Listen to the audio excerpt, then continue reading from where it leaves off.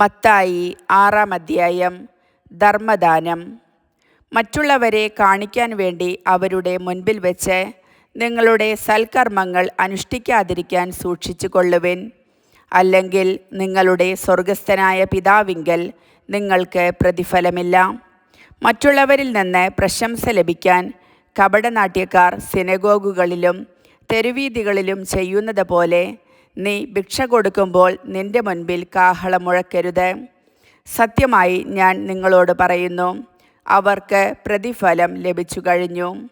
നീ ധർമ്മദാനം ചെയ്യുമ്പോൾ അത് രഹസ്യമായിരിക്കേണ്ടതിന് നിന്റെ വലത്തുകൈ ചെയ്യുന്നത് ഇടത്തുകൈ അറിയാതിരിക്കട്ടെ. രഹസ്യങ്ങൾ അറിയുന്ന നിന്റെ പിതാവ് നിനക്ക് പ്രതിഫലം നൽകും. പ്രാർത്ഥന.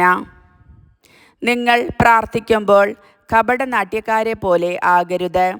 അവർ മറ്റുള്ളവരെ കാണിക്കാൻ വേണ്ടി സിനഗോഗുകളിലും തെരുവീഥികളുടെ കോണുകളിലും നിന്ന് പ്രാർത്ഥിക്കാനാണ് ഇഷ്ടപ്പെടുന്നത്.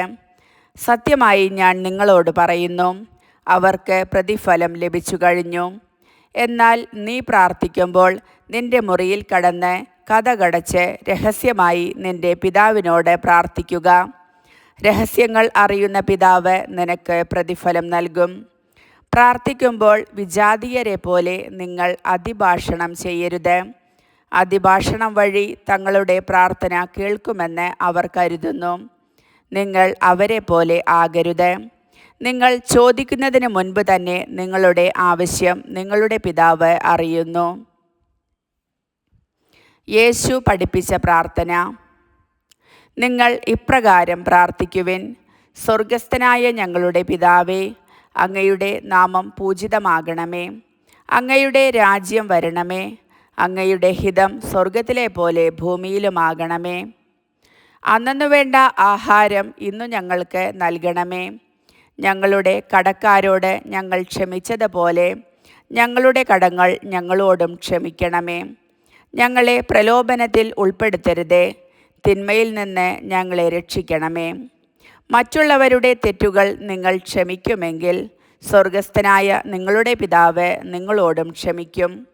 മറ്റുള്ളവരോട് നിങ്ങൾ ക്ഷമിക്കുകയില്ലെങ്കിൽ നിങ്ങളുടെ പിതാവ് നിങ്ങളുടെ തെറ്റുകളും ക്ഷമിക്കുകയില്ല. ഉപവാസം. നിങ്ങൾ ഉപവസിക്കുമ്പോൾ കപടനാട്യക്കാരെ പോലെ വിഷാദം ഭാവിക്കരുത്. തങ്ങൾ ഉപവസിക്കുന്നുവെന്ന് അന്യരെ കാണിക്കാൻ വേണ്ടി അവർ മുഖം വികൃതമാക്കുന്നു.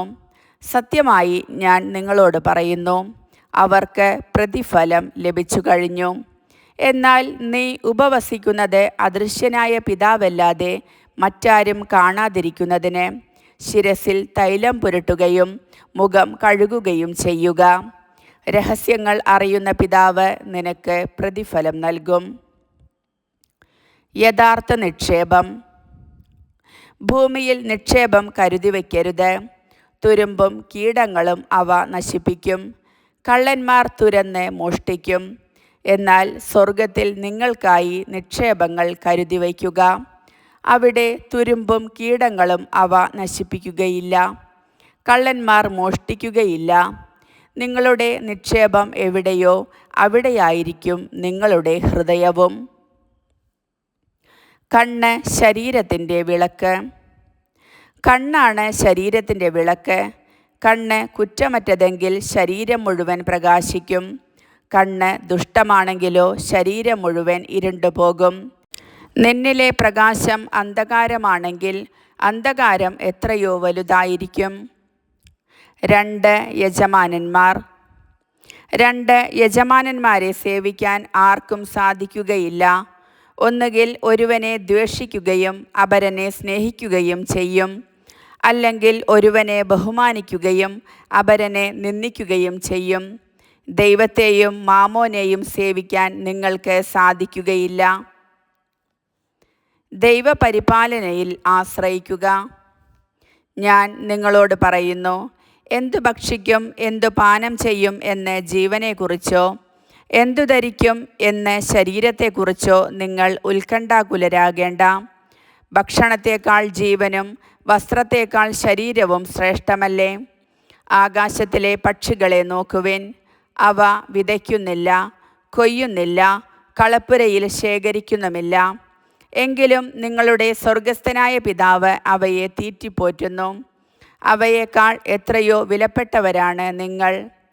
ഉത്കണ്ഠ മൂലം ആയുസ്സിൻ്റെ ദൈർഘ്യം 1 മുഴമെങ്കിലും കൂട്ടാൻ നിങ്ങളിൽ ആർക്കെങ്കിലും സാധിക്കുമോ?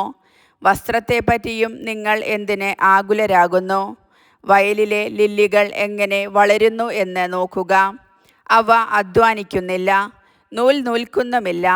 സത്യമായി ഞാൻ നിങ്ങളോട് പറയുന്നു, സോളമൻ പോലും തൻ്റെ സർവ്വമഹത്വത്തിലും ഇവയിൽ ഒന്നിനെ പോലെ അലങ്കൃതനായിരുന്നില്ല. ഇന്നുള്ളതും നാളെ അടുപ്പിൽ എറിയപ്പെടുന്നതും ആയ പുല്ലിനെ ദൈവം ഇപ്രകാരം അലങ്കരിക്കുന്നെങ്കിൽ അല്പവിശ്വാസികളെ, നിങ്ങളെ അവിടുന്ന് എത്രയധികം അലങ്കരിക്കുകയില്ല. അതിനാൽ എന്തു ഭക്ഷിക്കും, എന്തു പാനം ചെയ്യും, എന്തു ധരിക്കും എന്നു വിചാരിച്ച് നിങ്ങൾ ആകുലരാകേണ്ട. വിജാതീയരാണ് ഇവയെല്ലാം അന്വേഷിക്കുന്നത്. നിങ്ങൾക്കിവയെല്ലാം ആവശ്യമാണെന്ന് നിങ്ങളുടെ സ്വർഗീയ പിതാവ് അറിയുന്നു. നിങ്ങൾ ആദ്യം അവിടുത്തെ രാജ്യവും അവിടുത്തെ നീതിയും അന്വേഷിക്കുക. അതോടൊപ്പം മറ്റുള്ളവയെല്ലാം നിങ്ങൾക്കു ലഭിക്കും. അതിനാൽ നാളെയെക്കുറിച്ച് നിങ്ങൾ ആകുലരാകരുത്. നാളത്തെ ദിനം തന്നെ അതിനെക്കുറിച്ച് ആകുലപ്പെട്ടുകൊള്ളും. ഓരോ ദിവസത്തിനും അതതിൻ്റെ ക്ലേശം മതി. കർത്താവിൻ്റെ വചനം.